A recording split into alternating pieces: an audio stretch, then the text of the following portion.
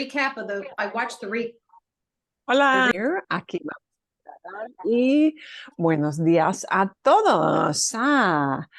Hello to everybody.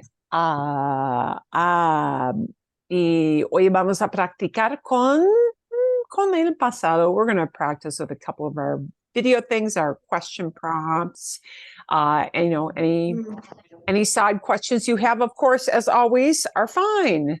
And I do want to start off as a starter. Oh, and I need to turn on my share screen.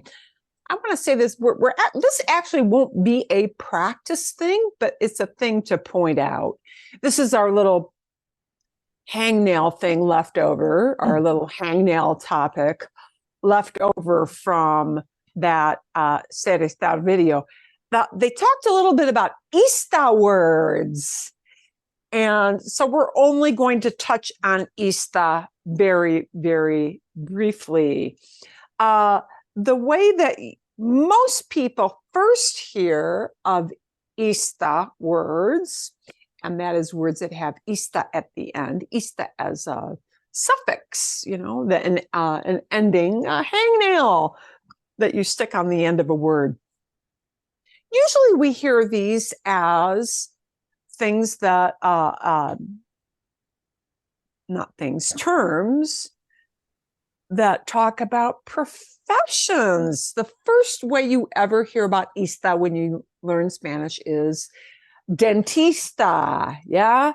Istata is one of the suffixes that talks about a thing that is a profession or job-related, skill-related, let's say. So you have dentista, you've got pianista. Well, if that's your job, it might not be your job, but something that you do, a pianist, technically it can be a job. Violinista. So artista, an artist, yeah.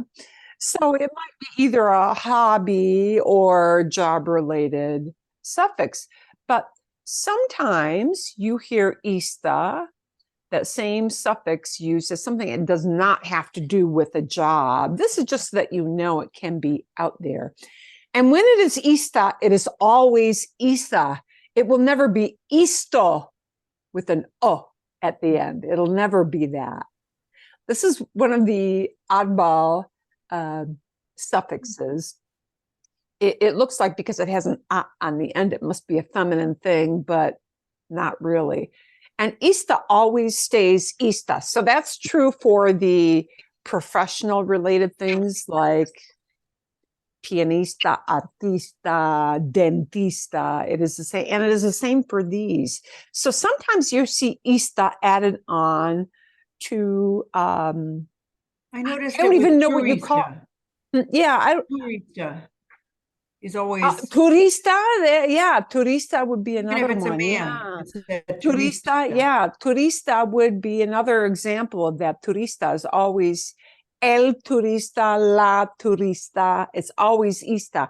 So just so that no matter how you hear Ista used, whether it's for a job-related kind of thing or one of these, which these are kind of, headier terms there. Yeah. Optimista. Lo opuesto. What would be the opposite of optimista? Obviously, that's not a job thing. It's a description, but it'll always be Ista. What would be the Pessimista. Marilyn, but Ista may go with a lot of these jobs or professions, but clearly it's not all professions, huh? Clearly not, right. Profession suffixes might be Ista, it might be ero, plomero, it might be contador, an accountant. Contador, that DOR is a profession related thing. These are often words that are used for somebody who does that work, somebody who does that thing. So contador de count, an accountant is a contador, right? Ingeniero, ero is a common thing for professions. And ista can be, there are different kinds of suffixes that often indicate what somebody does. But ista can also be a description and have nothing to do with, anything related to work. So just know that when that happens, when you hear ista used, it might be, besides the a skill or job related thing, something like this: optimista, pesimista, idealista, right? Capitalista, a capitalist, see? Izquierdista would be a leftist person. That had nothing to do with a job. Somebody who's leftist in their thinking, left-oriented in their politics. Lo opuesto, the opposite would be Derechista. derechista. Derechista would be somebody who is a right-wing political believer. And actually, one of the best ista words ever you can have is this one that's coming up. It's so good. I'm going to put it in caps. Egoísta. What do you think egoísta means? Egotistical. See, it has to do with our ego word in English. Egoísta is somebody who is selfish. Oh. Yeah, egotistical. If somebody's egotistical, then that means it's all about me all the time, right? And egoísta is not a complimentary description, right?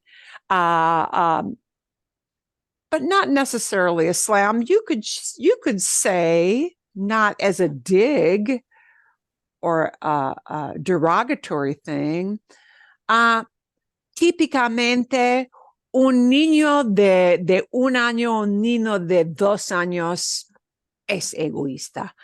A 1 or 2-year-old is very selfish, and that's not a slam to the 1 or 2-year-old. It's just the nature of being a toddler, right? They kind of only think about themselves because that's the way toddlers are. Yeah, muy egoísta.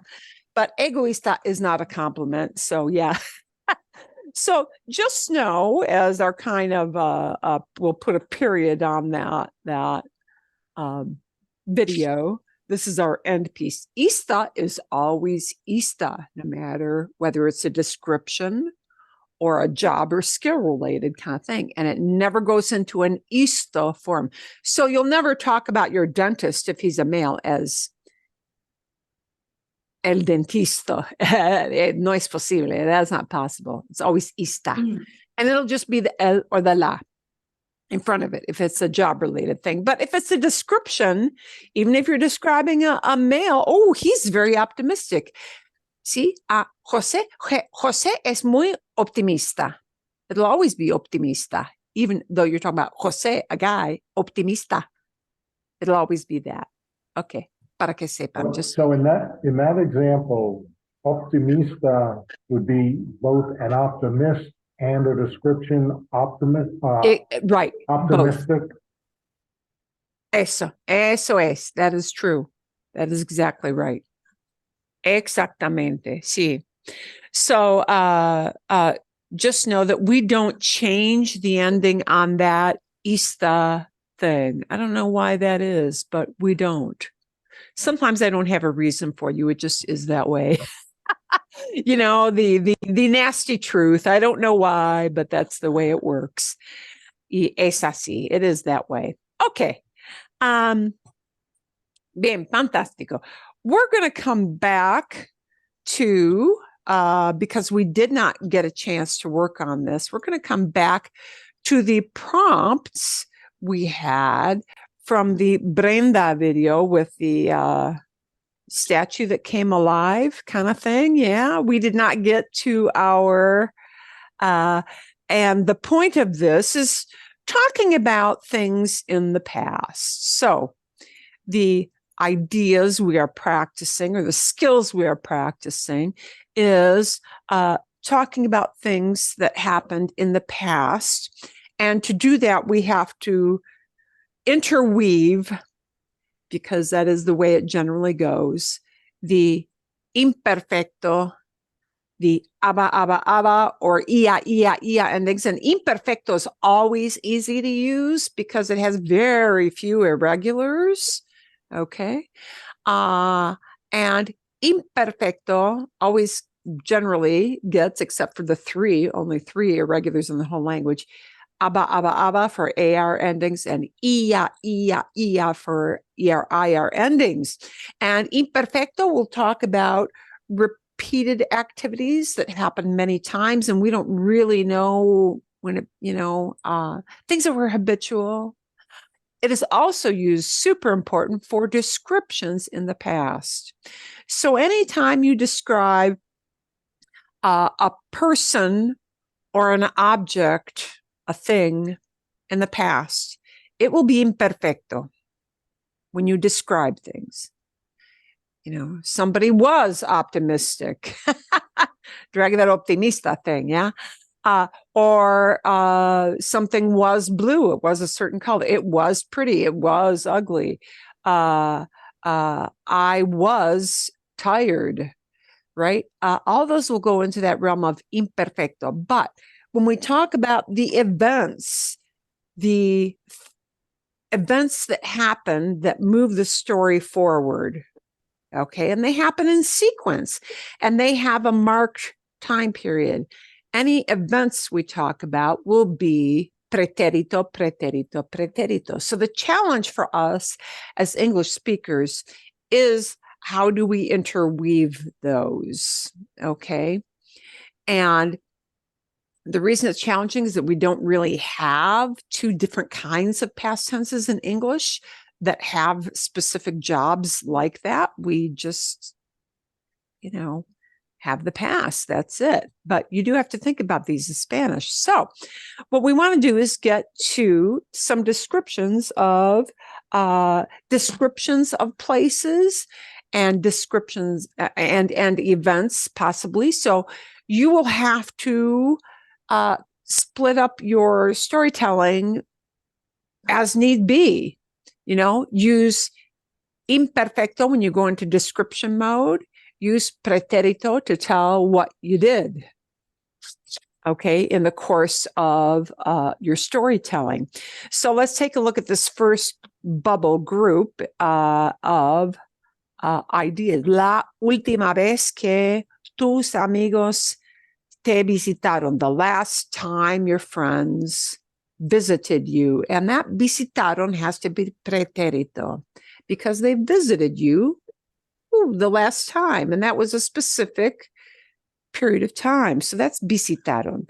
La última vez que tus amigos o tus invitados, guests, te visitaron, los llevaste a un mirador aquí en Arizona. Did you take them to a viewpoint of some kind? Okay. Un mirador es un lugar que tiene una vista. A mirador is a place that has a view. Okay. Bien. And from there, you're going to have to weave in donde estaba, where was it? That's got to be estaba. Because a viewpoint, a place that had a view, that's purely in description mode. It didn't do anything. It just was out there. So it has to be in imperfecto. ¿Dónde estaba? Where was it? Okay, where it was located is description, not an event that happened and was over with. ¿Por qué era notable? Why was it worth talking about? Notable, notable, but worth talking about. See? ¿Qué podías ver desde el mirador? What were you able to see from that place? Okay, vale, bien. Okay. Marilyn, we get through these first two last week. Oh, we did the first two? We did the Yeah, we first did. two. Mhm. Oh, so we got to finish up these. Perdón.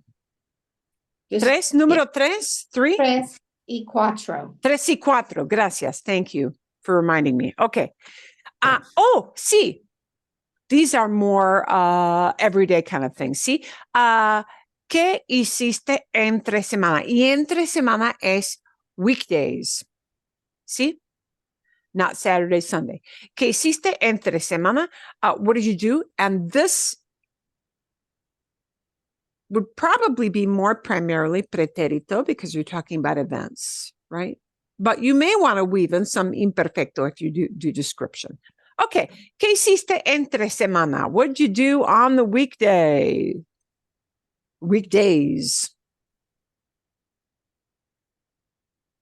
I can start. okay. Esta semana monté mi bici por 110 millas con mis amigas y sus maridos. So I tried to use the events there rather than description. 110 millas. Sí. Pero Wow. cuando mis hijas era joven, ayudaba con sus tarea, y iba sus partidos de fútbol. Iba a sus partidos de fútbol. I would go to their soccer games. See, I used to help. go. Oh, if I say I helped my children, do I have to put a pronoun in front of that? No, les ayudaba a mis hijos? No. just Quizás, I can say- maybe, depende. You might. It would be a common thing. Okay, It would not be 100% thing. When you have dar or decir, you kind of 100% have to have some kind of a pronoun. But ayudar, you may or okay. may not. Depende. Depends on what you feel Okay. like. Bien, sí. A ver, bueno, sí. ¿Y qué hiciste entre semana? Anybody got a different item they want to do? Terry, did I see you signaling that Oh. you had something? Maybe. Let's see. Hacía una clase de español a miércoles y una clase agua conservación a la Scottsdale Colegio en viernes. Okay. Now, if you're going to name a specific day rather than hacía, I mean, you could say hacía, I was doing, but it would be more likely to put that because you're mentioning a specific day for each one of those events into pretérito. So instead of hacía, hice. Hice una clase o asistí a una clase de español el miércoles y hice una clase de conservación, ¿sí? Bien. Because you're mentioning a day of the week, the intent with that is more, it happened on this day, and pretérito is going to be the natural choice. It would be ESAES. It will look like, the yo form will look like this. Hice. If you keep it. Yeah. Hacer is very, very odd. Let me actually take us off this share and put us on a different share so you can see what hacer looks like. Hacer is an odd verb. Sadly, it's one of the highly irregular preterite verbs. And the reason that imperfecto is the happy tense that everybody likes is that there are hardly any irregulars, but imperfecto es todo lo opuesto, is the exact opposite. Imperfecto has lots and lots of irregulars and oddball things. So hacer turns into this for pretérito. And what it will share in common is that this HIZ, well, and even then, that's not in a perfect, it's not a perfect pattern. It will even morph. Hice, hicimos, hiciste, Perdón. A ver. Hicisteis, and we won't use that very much because we don't use vosotros form. Hizo, the C turns into a Z. Good God, and hicieron.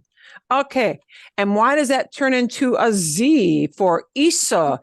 Because if I spell it with a C, C-O does not get a a sound. It gets a ko. Ico. We can't have that. So what do I do phonetically to change that ko and make it go into a Z sound? I change it or to an S sound. I change it into a Z. So that's why that happens. It's purely a phonetic thing. So, eso, see? When you're answering the question, you will not need hice that much, but you might need it here and there, right? Usually, yeah, but you may hear it in the question as, ¿qué hiciste? What did you do? Mm. And then we'll take that hiciste out of the question. You'll plug in a preterite verb in your answer. Okay? Right? Mm. Yeah. Like in English, what did you do? I went to the store. Well, you don't say, what did you do? I did the store. No, I went to the store. See? Bien? Okay. ¿Qué hiciste entre semana? I'll put our questions back up here on the screen. Aquí. Bien? Vale. Bueno, otra idea. ¿Con qué hiciste entre semana? Oh, we've got lots of people. Let's take Carrie first, then Mariana, then Diana. Right. Cuando estaba trabajando, tomaba casual carpool a San Francisco todos los días. A San Francisco. Sí. Wow. Okay. ¿Qué es casual carpool? You're No getting entiendo el cars, término. you're getting cars every day with a stranger. Wow. Strangers. Yes, you go to a Uy. spot and they pick you up and they take two people. Wow. So they can go through the no tolls across the bridge. Wow. Yeah. Ay. Muy popular, muy popular. Muy popular in San Wow. Mhm. No se hace aquí. It is not done Yeah. here. No se hace No. aquí. Wow, qué interesante. Okay. Bueno, a ver, what did I say? Mariana next, then Diana. Ok, la semana pasada salí a caminar por el lago todos los días, a veces montando el bicicleta. Tuve clase de español el miércoles, clase de ejercicio el jueves y fue de comparas el viernes. Okay, bien. I'm going to show you one little thing about one verb you use. Now, it probably made sense. The tuve una clase because you had it on that day. You thought, It's an pretito. event. That was it was an event. Okay. We're going to change that up a little bit for a reason. Okay. And this is a natural part of our learning how some of these verbs work. Tener, well, it does. You have the right conjugation, right? It's another, they're everywhere. They're everywhere. These oddball things that don't follow patterns in pretérito are everywhere. And tener is one of those. Okay. But tener is also an odd verb. It would make sense that you would think, well, ¿qué hiciste entre semana? What did you do this week? I had a class and it was on a certain day. So shouldn't it be tuve? una clase. Well, it might be, but tener generally, in most cases, is used in pretérito, or it takes on this kind of a meaning. Okay. It is a special verb, and this is why we're practicing this, so that you can see actual context uses. Because unless you hear it in context, you will have no idea this happens. Tener, because of the nature of pretérito being event-oriented, we will not really use to say, I had a class. Okay? Tener in pretérito has more of an idea of got or received. Okay. So usually, even though you have the class on a certain day, you're going to hear it in imperfecto. You're going to hear it Okay. in these forms. Teníamos, when you had something, and I know it was a class, but that is the way tener is generally used. But I'm going to show you another thing about tener, and this again kind of plugs into the idea of we don't always translate word for word. Spanish might often, not 100%, but often might use a different set of verbs than what we're accustomed to using in English. We often say, I had a class, but what you really mean is that you attended a class. So not to say that tenía una clase is wrong, no, Okay. but another common verb, which is totally unrelated to tener, that they will use to talk about classes is this verb. Asistir. Okay. Okay. And if you use asistir to attend, that is a verb that, unlike tener, is not tied to this, oh, it's got a special meaning in pretérito. No. If you want to use asistir, if you want to say I had a class, what you really meant is I attended a class. And that perfectly fits into use a plain old pretérito verb. And it works great with plain old pretérito. So that means, and it's regular, es regular. So what it'll be is asistí, right? Asistimos, sí. So asistí a una clase de español. Asistí a una clase de español. O a mi clase de español. Así, bien, asistí a, and that little a just needs to be there. It is a prefix, Yeah. not preposition, perdón. It is a preposition that is tagged onto, kind of glued onto that verb asistir when you attend some sort of a class or a concert or a play. Yeah. Asistir would often be used. But tener, if we're going to use tener with that, it would have to be a tenía in general sense. See? But Bien? normally in every day they wouldn't use that. They'd probably use attend. Is that right? Likely, but so you can switch up and what often is used, yeah. And these are only things from hearing examples of it. So it's good you're bringing your example. That's why you're bringing your examples. Okay. Y por eso. Okay, Diana, and then Kathleen, ¿sí? Bien. La semana pasada estaba muy ocupada. Durante la semana estudié español, limpié mi casa y cené con mis amigos en un restaurante mexicano. Bien. Okay, perfecto. Now, I want you to notice something really interesting. She led off with, and this is a good thing, estaba muy ocupada. I was busy. And that's not an event.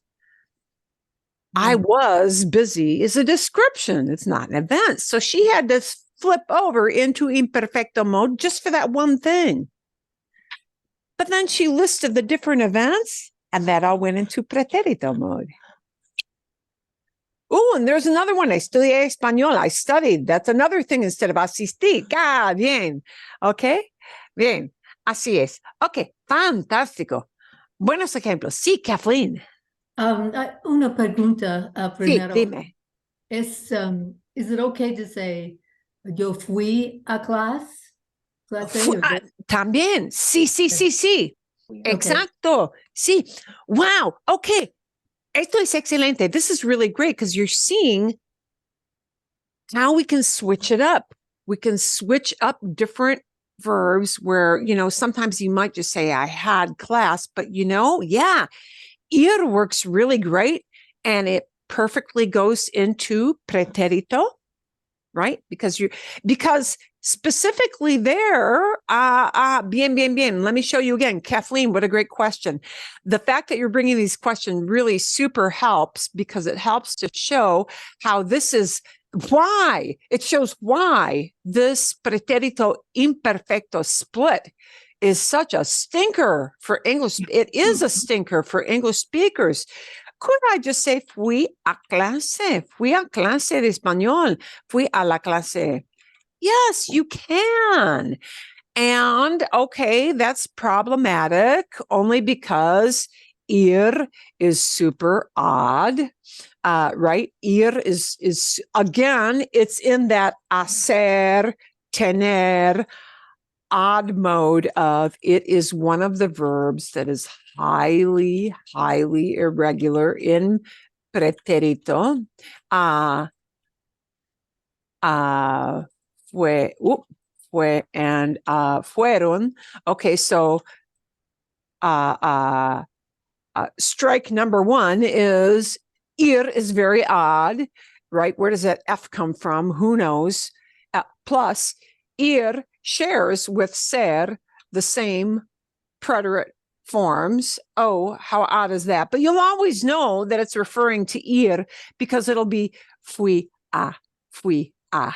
Yeah, you'll always know. Fui a, fuiste a, fue a, fueron a. It'll always be an a because you name the place afterwards, right? So they're talking about ir when you've got an a after it. So strike number one, it's got that. Strike number two, again, ir is going to be a very specific verb when you're talking about pretérito and imperfecto. So just like tener gets a very specific meaning of got or received because of the nature of pretérito being event-oriented, okay? Ir is, you know what?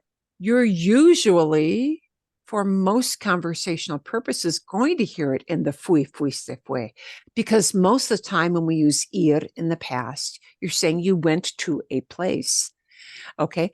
For imperfecto, ir is going to have these forms. Ir will be iba, íbamos. It's one of the three irregulars, and there are only three irregulars in imperfecto in Spanish.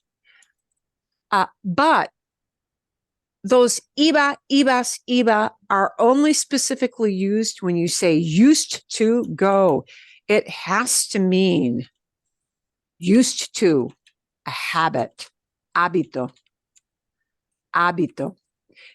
It has to talk about a habit or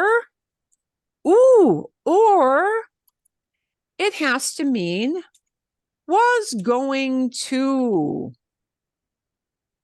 So iba will have only two specific uses in conversation. One to talk about repeated actions. And pretty often when you say, I went to the hairdresser, I went to get a haircut, I went to the store, I went to fill up my gas tank, it's usually an event. And therefore, fui, fuiste, fue, in that pretérito. But if what you mean is, I used to go to my daughter's soccer games. You went to countless soccer games. I don't know how many, just all the time, right? And then it will be in that camp of iba. I used to do this because you did it a lot, but you don't know how often, just a lot. Okay. It was hábito, a habit.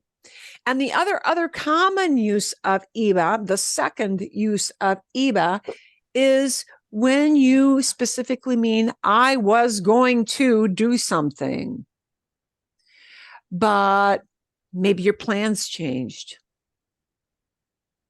Okay, por ejemplo, iba a limpiar todas las ventanas en mi casa. I was going to wash all the windows in my house. Pero me cansé después de 8 ventanas. But I got tired after 8 windows. Así que no lavé 4. No limpié 4. I did not clean 4 porque me cansé, because I got tired. Okay, so iba a. I was going to do something, and maybe you changed your mind, or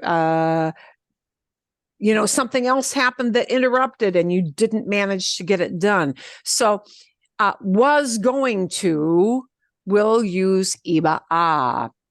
So we're going to run into probably all different kinds. Wow, we've already run into a bunch of different exceptions. Okay. Anything else with the supposedly simple idea of Casey? Tengo una pregunta. Claudia. Can you repeat, por favor, repite your sentence about, you said, pero no limpié 4 ventanas, and then you said something about what verb did you use for cansar? Oh, me cansé. I tired myself out. Cansarse is to get tired. Okay. Right? Our children tire us out. Yeah, see? El bebé estaba llorando. The baby was crying. El bebé estaba llorando y llorando y llorando todo el día. Así que me cansé. The baby was just screaming all day. So me cansé. I got tired. But el bebé me cansó. The baby tired me out. El bebé me cansó. He tired me out. Yeah. But me cansé. I got tired. Cansarse is to get tired. Sí, Marilyn, Marco. what is the non-conjugated form of that verb to tire? Cansar? Bien, sí. C-O-N-S-A-R? Cansar is a very regular verb. So it in all tenses all the time is regular. A ver, momentito. Por ejemplo, cansar. Caps no. Cansar, to tire. So a thing can tire you out. I could say, por ejemplo,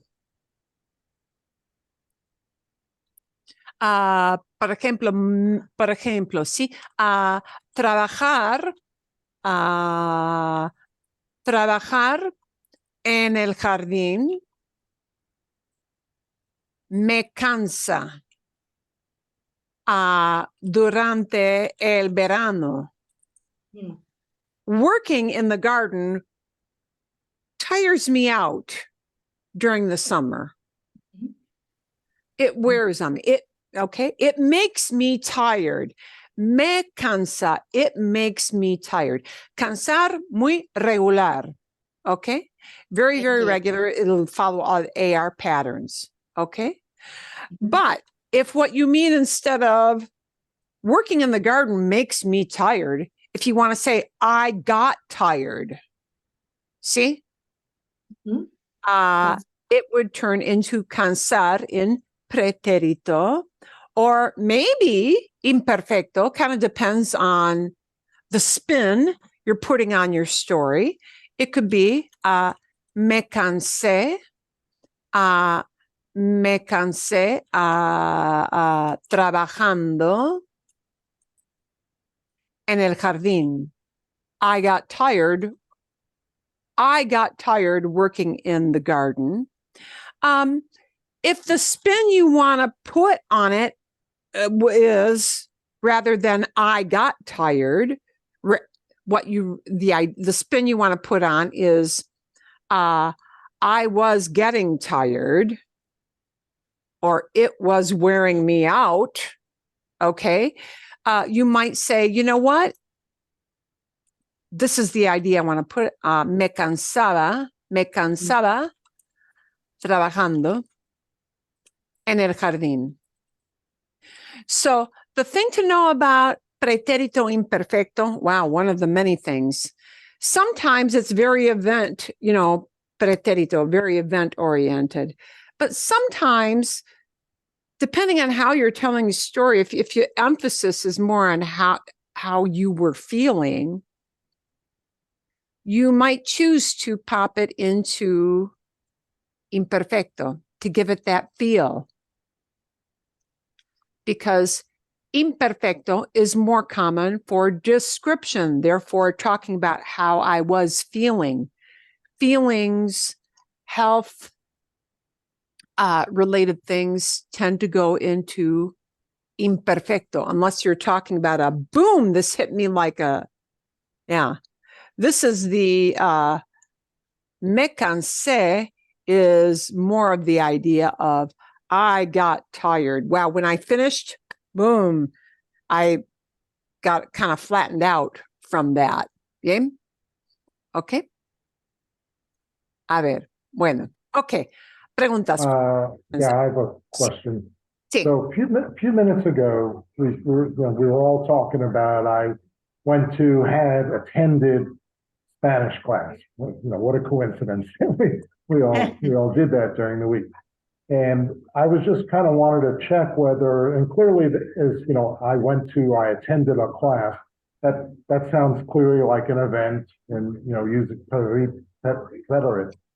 But I was trying to, what I thought about was whether I can still use preterite for asistir a las clases de español, even though I know that one is on Monday and the next event is on Wednesday. So it's not really like I'm trying to, it's two separate events, but I'm trying to put it in one phrase.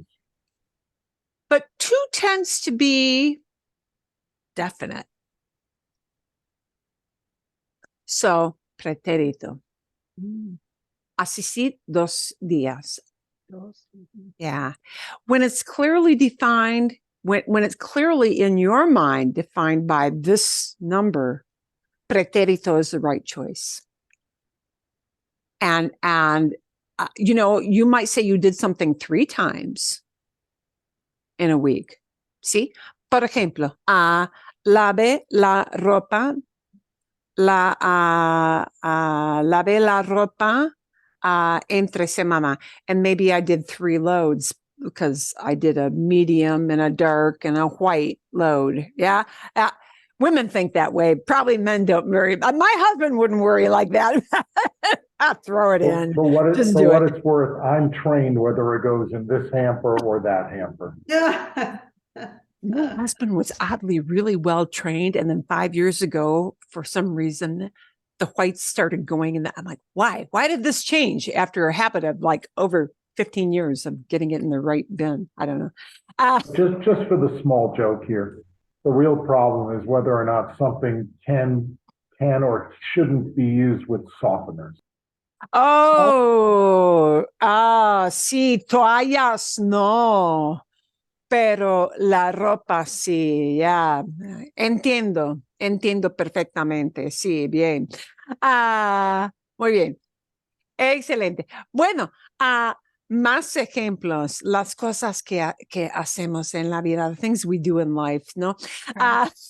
What's the difference? Okay. When would I use cansar versus, I thought it was a descansar. Isn't that Descansar is to rest.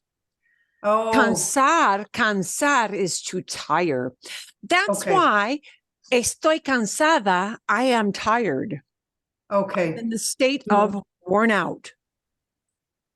okay, Cansado is the description that comes from cansar. okay. Así es. Okay.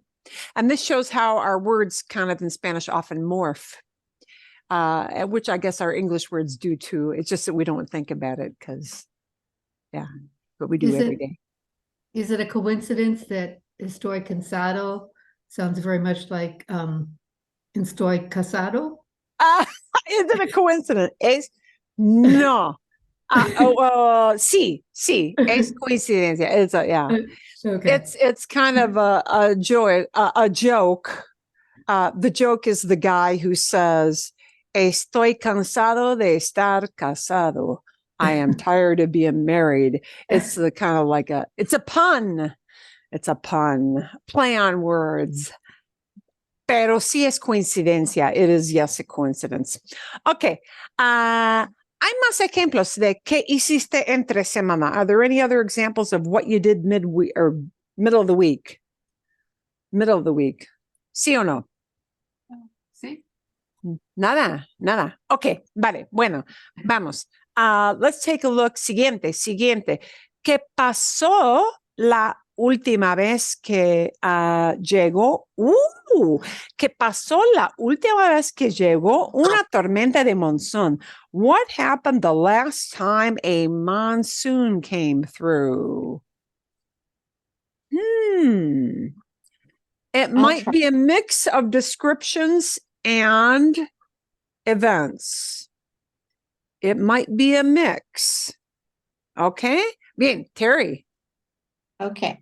Cuando paseo la última vez que llegó una tormenta de monsoon, montaba mi carro más despacio en la calle.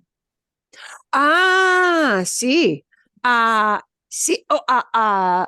Okay. I drove. See? Manejé. I drove. Slowly. Manejé.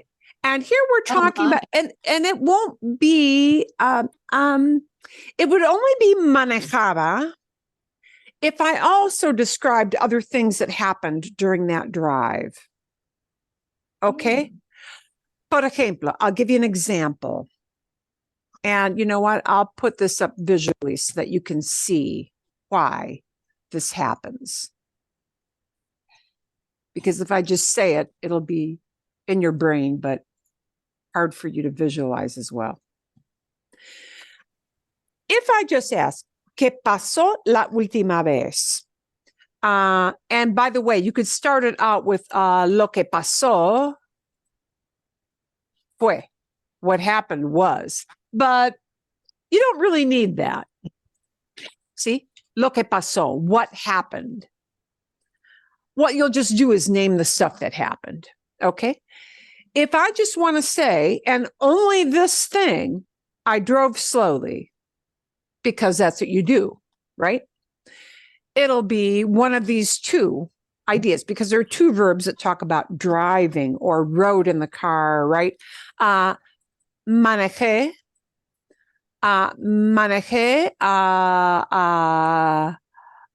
despacio, por las calles. I drove, not at a fast pace, see? Despacio o con cuidado, ¿sí? Por las calles. I drove slowly.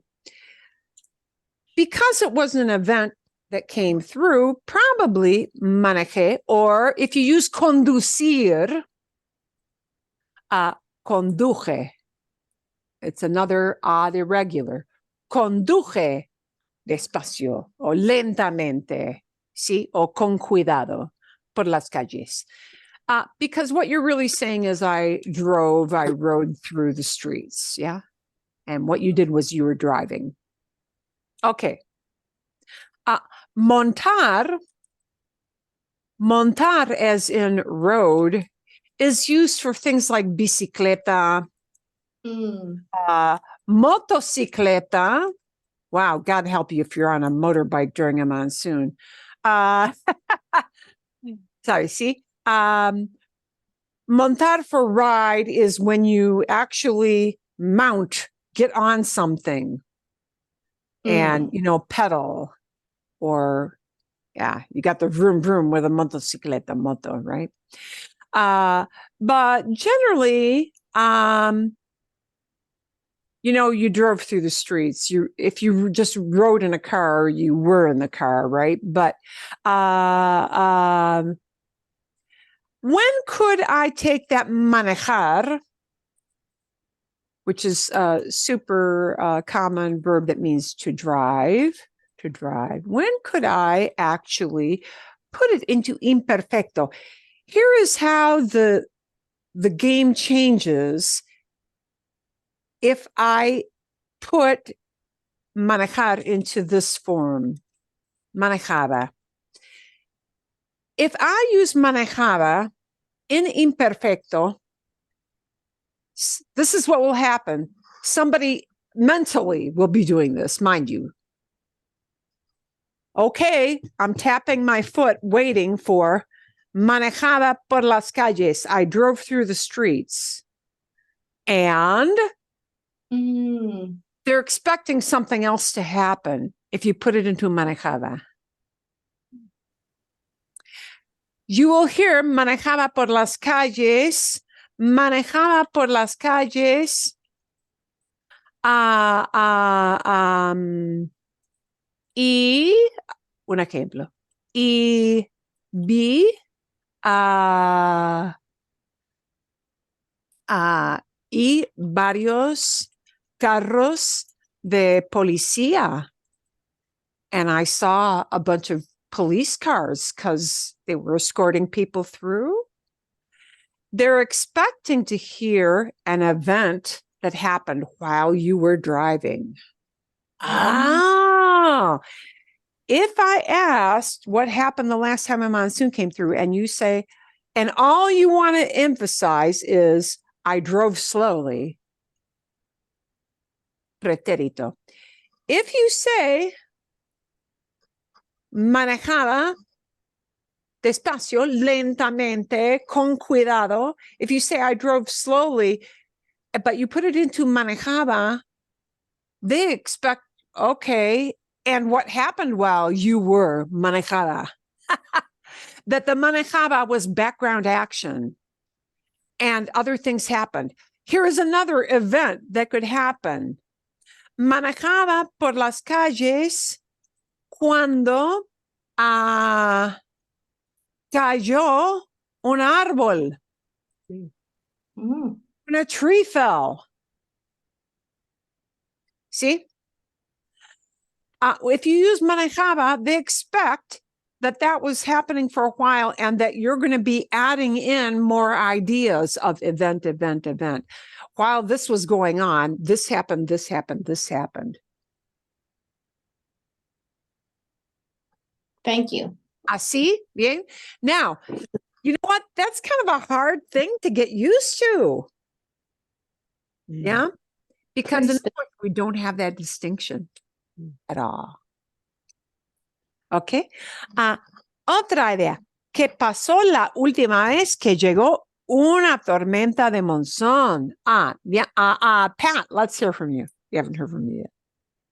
Uno de nuestros árboles, and I want to say broke a branch, and I'll just run through.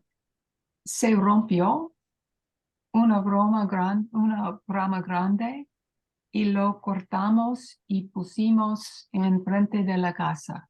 Bien, sí. Se rompió. It broke off. Could you also say perdió? It lost a branch? Perdió una rama. Sí se puede. Sí se puede. Sí. But se rompió, it broke off would be lo normal también. Sí. Perdió una rama, it lost a branch. Sí, se puede. Sí. Lo más común, no sé exactamente. Se rompió, broke off is, that really creates a picture of snap. Yeah. In your head. So that works great. Perfecto. Okay. Hay otra, y lo cortamos, yeah, what you did afterwards, you had to cut it off and all that. Okay, Diana. Había una tormenta en Illinois. Había viento muy fuerte. Una rama de un árbol se rompió y se cayó. El jardinero lo cortó y se lo llevó. Ahora el árbol está bien. Ahora el árbol está bien. Bueno, okay. So I'm going to show you something else. Wow. Here are all the funny little exceptions that you just can't anticipate. There was a storm. Did that storm happen once? Are you talking about one specific storm? Sí. You are. So Sí. here is what happens. We're going to show you another odd verb. You saw some odd things that happen with tener versus with tener. Well, let me back up dos pasos, 2 steps back. Tener is a very specific verb, right?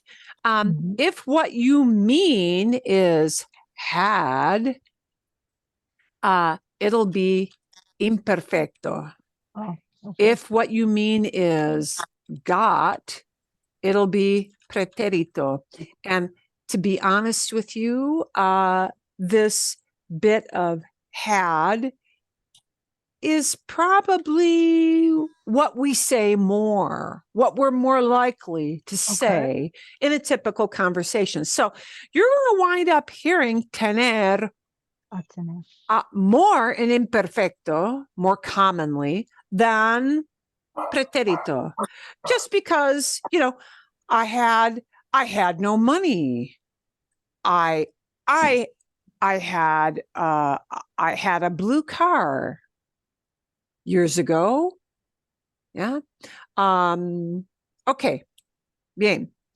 And there's another verb that kind of has a real dichotomy in its use, and that is haber.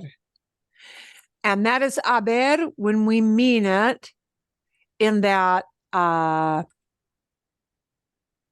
in the sense of there is, there are. And in the past, of course, it won't be there is, but there was or there were. Yeah.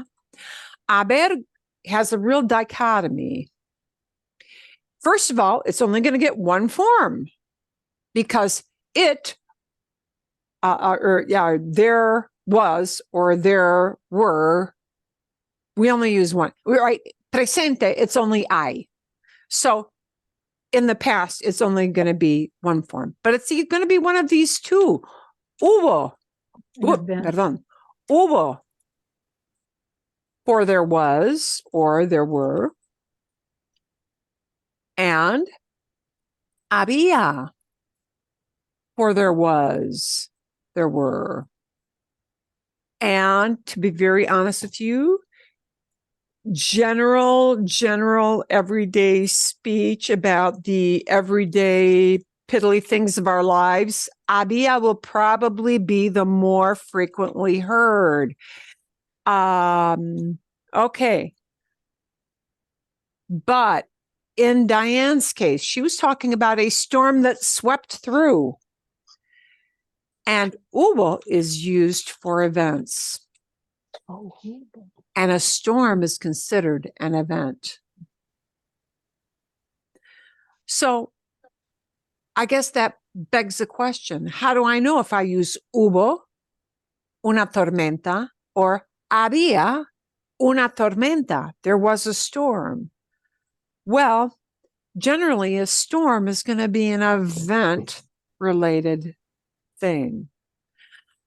So events are things like storms, meetings, parties,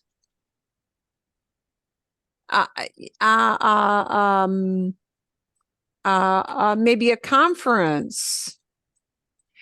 something that happened on a specific timeline that you can define.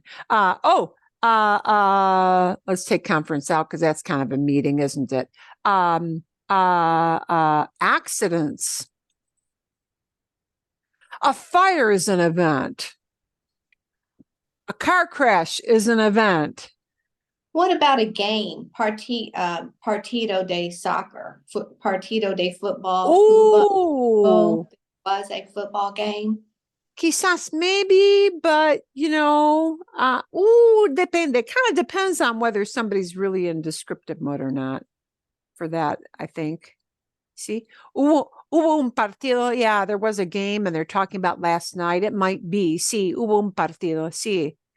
Yeah. If you went to it, if you attended and you were physically there. Yeah. So that bit about there was a storm is generally going to be expressed as hubo una tormenta. There was a storm, because it tells the person you're speaking to, oh, this happened one time and it swept through and it's gone and it's over. So haber is kind of a special, like tener. Whenever you said you had something, it's usually going to be tenía, the imperfecto. But with haber, yeah, hubo for events, but había for pretty much everything else. Okay, that thing about a game, I'm going to show you how that might kind of have this dichotomy of go off. If I say I went to a game, I bought tickets and I went to a game last night, yeah? Hubo un partido de fútbol americano. There was last night, anoche, hubo un partido de fútbol. You're saying this game, it went on, it happened last night. But, if I tend to have it on the TV, let's say I don't have tickets and I'm just watching the game on TV.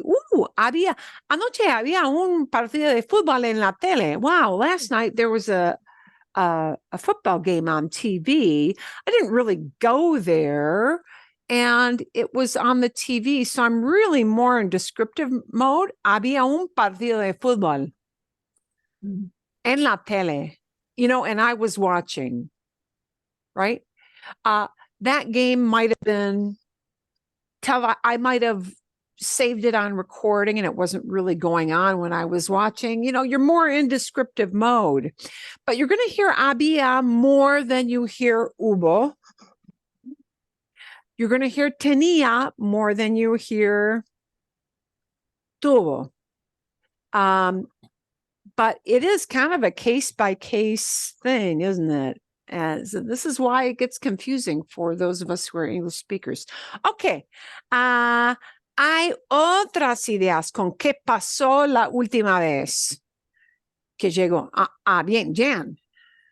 Antes de la tormenta, llave mi carro. Fue una mala idea.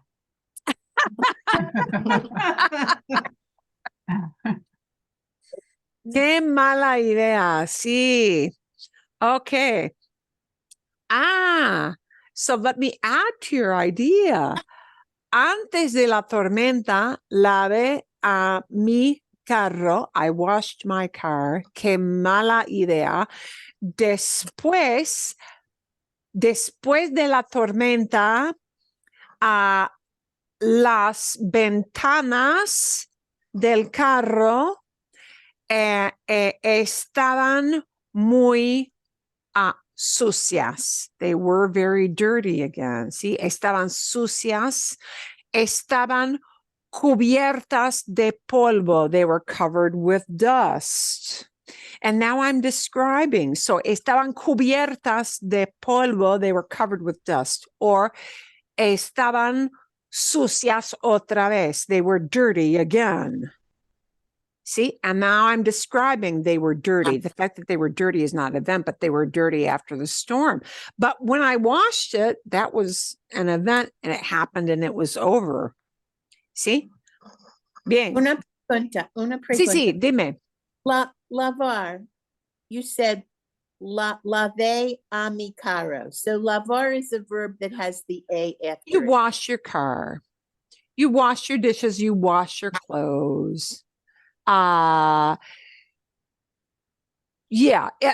Lavar and limpiar are kind of linked. They're talking about that activity of getting something clean, but it depends on which item we're getting clean, right?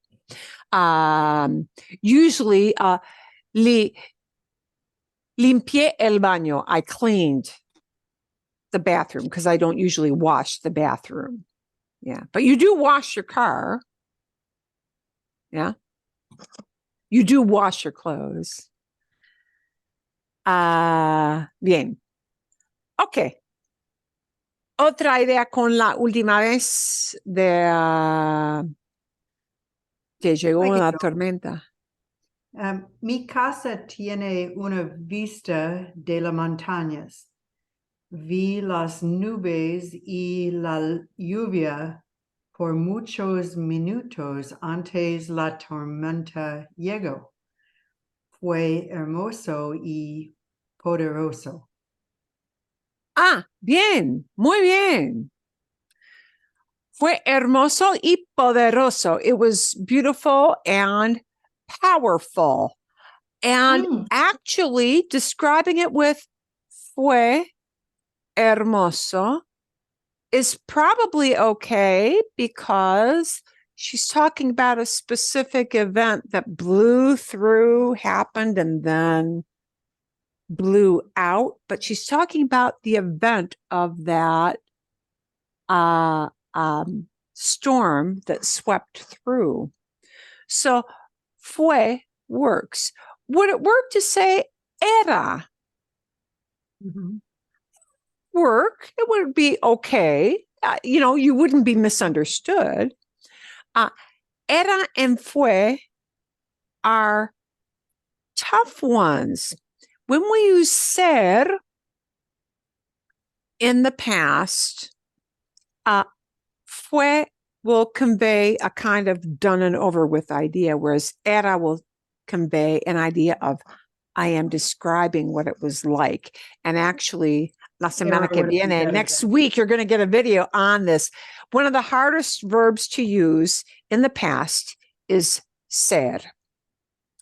Is it better to use imperfecto or pretérito? And you'll get a little video on that for the coming week, la semana que viene, because it's kind of a can of worms to open. Ok, a ver. Bueno, hay otros ejemplos de monzón, una descripción del monzón. ¿O no? Nada, bien. Ok, vale. Bien, bien, bien. Adelante. Moving on. Bueno, what we want to do today is hearing lots of examples and giving lots of examples about talking about the past. And you had a news story, and I'm going to stop it here and ask this question first. La historia o el cuento de la experiencia de la narradora, narrator's experience, ¿sí? De la experiencia de esta mujer como maestra en una escuela especial de Montessori, ¿sí? Y Montessori es un término, creo que es el apellido de alguien. I think it's actually somebody's last name, ¿sí? Alguien que empezó una manera de enseñar a los niños. Bien. My year as a Montessori teacher, mi año como maestra de Montessori. Is there anything in that video that I should go back and explain, or any kind of words that hang together that didn't make sense to you? ¿Alguna pregunta? Any kind of question? Sí, Marcos. I wrote one down at 4 minutes and 16 seconds of the video Wow. Excellent. where she used the phrase manejar los números. And that just drove me nuts. Doesn't manejar mean drive a vehicle? Yes, sí. Okay, let's do a playback of that segment. Y muchas gracias. Marcos, you are great at giving me exactly where to look there, which super helps because I don't memorize these. No lo sé de memoria. I don't know them by heart. Okay. Vamos a ver. We're going to let her go. Oh, she's talking about the various sensory things that they're talking about, the kids. Okay. Donde los niños aprenden a contar, a manejar los números. Los niños aprenden a contar, a manejar los números. Eso, that one, right? Okay. ¿Por qué manejar? Why manejar? She's talking about the math center, not the language center. Yeah. Aprenden a contar, they learn to count. A manejar los números, to manage numbers, to manipulate numbers. Manejar means to drive. Manejar has more than one definition. Manejar can also mean to manage or manipulate. So they learn to deal with numbers. Bien. Eso. That makes more sense than to drive numbers. Yeah. Yeah. Because you don't drive the numbers, do you? Yeah. So manejar is like we might say manipulate numbers, manage numbers, work with numbers. Yeah. It's a special use of that manejar. Buena pregunta. Good question. Any other questions about any little word usage in the video? Sí o no? No? Okay. Adelante. Marilyn? Sí. Oh, perdón. Me gusta la maestra de este video. De este video, sí. Ella habla en una manera que es muy fácil de entender. She speaks in a way. She is one of the folks who has specific training on how to pause, how to rephrase. And you know that manejar números is a way of her rephrasing to give you a broader thing of they're not just learning 1, 2, 3 contar. They're learning to manipulate numbers. So she's, yeah. Bien. Eso es. She does have a very good way of phrasing these things. Okay. A ver. Y aquí tenemos, ¿sí? La lista de... You know, I should have put the manejar. I would have avoided your question, Marcos, if I had put manejar in there, but it just didn't. No se me ocurrió. It did not occur to me. Okay. Bueno, vocabulario. Sí. Támesis. There's no way you're gonna guess. Támesis means Thames. That they got a special term for that. See. Y vocabulario. Y aquí, ok. Preguntas solamente del contenido, de los eventos, de las descripciones del video. These are just about the video itself, not about you, but about the video. ¿Sí? Son preguntas del video. ¿Dónde trabajó? Where did she work? And she doesn't there anymore. Okay. I could phrase that as donde trabajaba. Where did she used to work? Pero donde trabajó. Where did she work back then? ¿Sí? ¿Y cómo era el colegio donde estaba? Where was it? So we're just manipulating what the video told us. Bueno, Terry, sí. Trabajó en Londres. Exacto. Trabajó en Londres. La escuela, el colegio estaba en Londres, estaba en un barrio de Londres, ¿sí? Cerca de, y estaba cerca del río en Londres, ¿sí? ¿Cómo era un colegio? ¿Un lugar muy grande? No, pequeño. Pequeño. Era muy pequeño. Con dos Era una clases. escuela pequeña, era un colegio pequeño, ¿sí? Y es solamente descripción. Here is where I would not, it would sound very odd to a Spanish speaker if you said, ¿cómo fue el colegio? When we describe a thing, in this case, it's a place, it's always going to be imperfecto. Because the school didn't happen like a storm blew in and blew out. It happened. Yeah.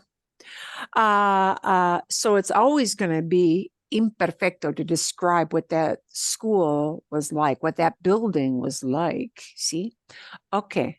Bien. ¿De qué edad eran los niños o los estudiantes?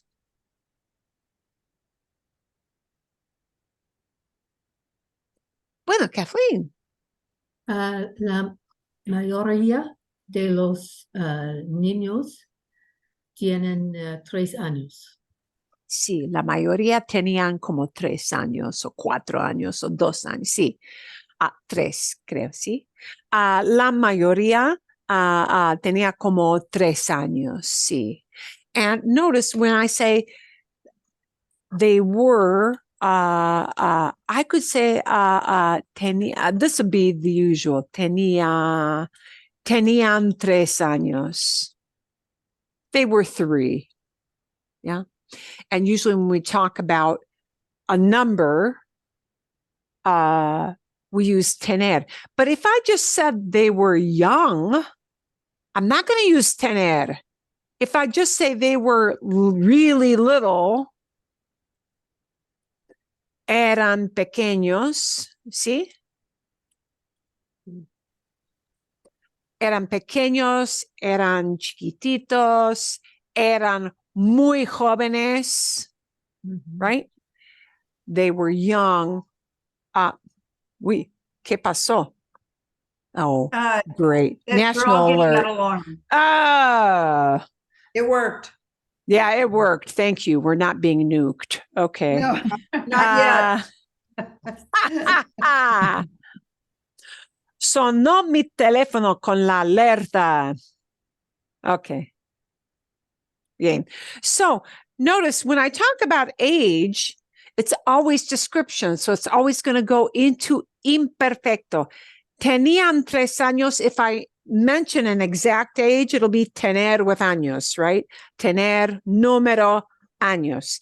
If I just say they were young, I don't use tener. Eran pequeños, ¿sí? Or eran jóvenes, así, like that. Okay. ¿De cuántos niños se encargaba la narradora? How many kids did she used to be in charge of?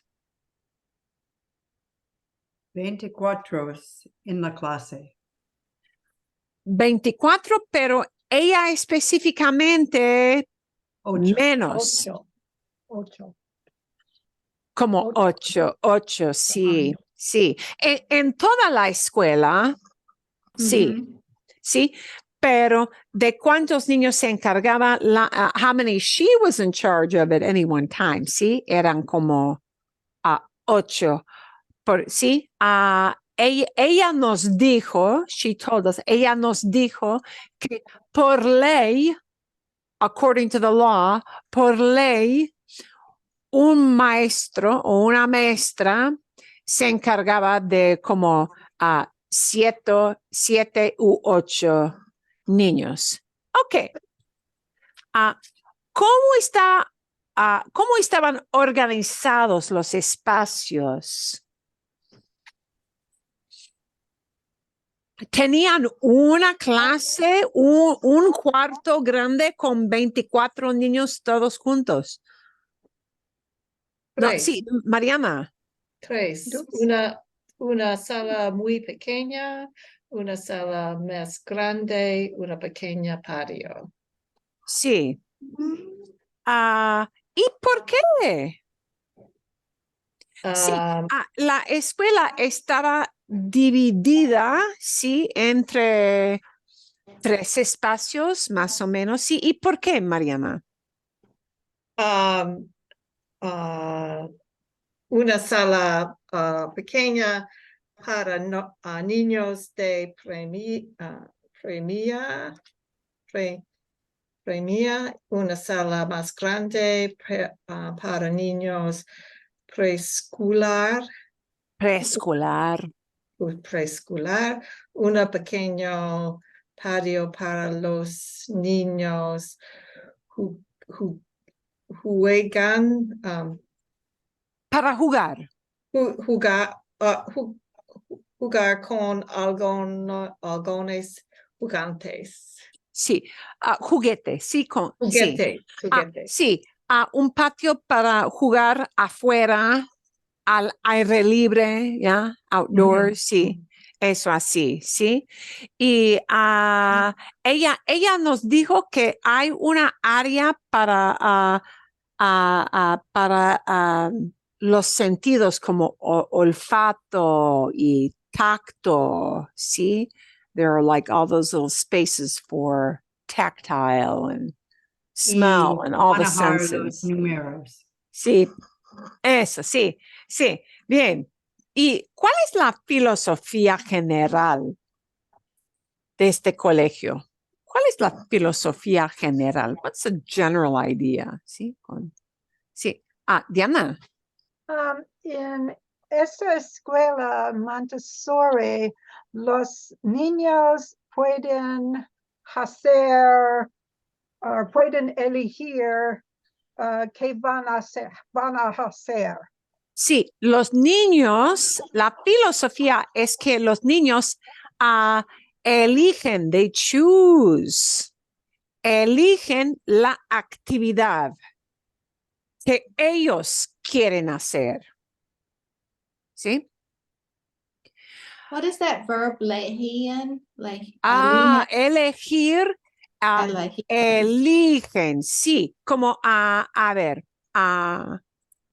elegir is an odd kind of verb because this E right here goes into an I stem change, like servir, like pedir. So, eligen, they choose. Eligen. Los niños, la filosofía de Montessori es que los niños eligen las actividades que quieren. ¿Sí? Bien. Los niños aprenden de una manera, aprenden con menos ayuda de los adultos. Aprenden con menos ayuda, less help, de los adultos. Tienen menos dirección de los adultos, ¿sí?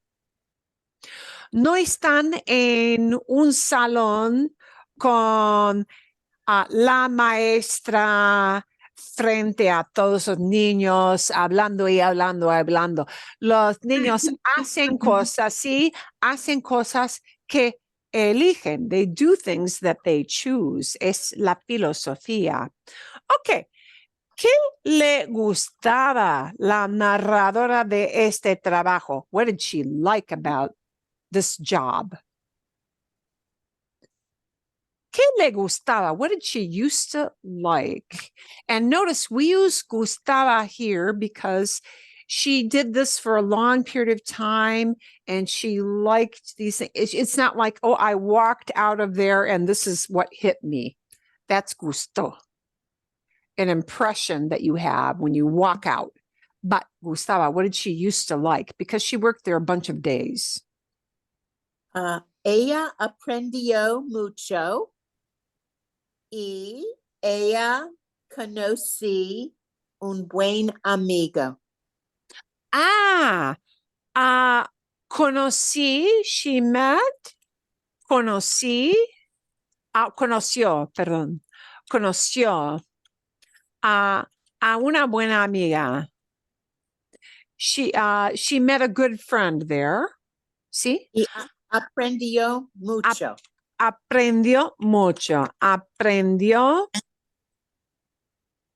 mucho. She learned a lot.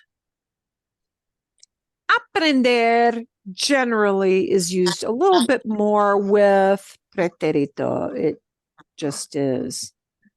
Aprendió a enseñar niños, aprendió a interactuar con los niños, aprendió a cómo ayudar a los niños en el método Montessori, así.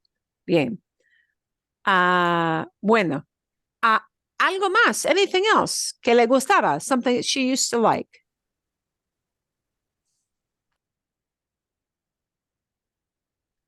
¿Nada? Ok, vale. ¿Qué no le gustaba o qué no le gustaban? Depende, ¿sí? ¿Qué no le gustaba de su empleo? What did she not like about that job?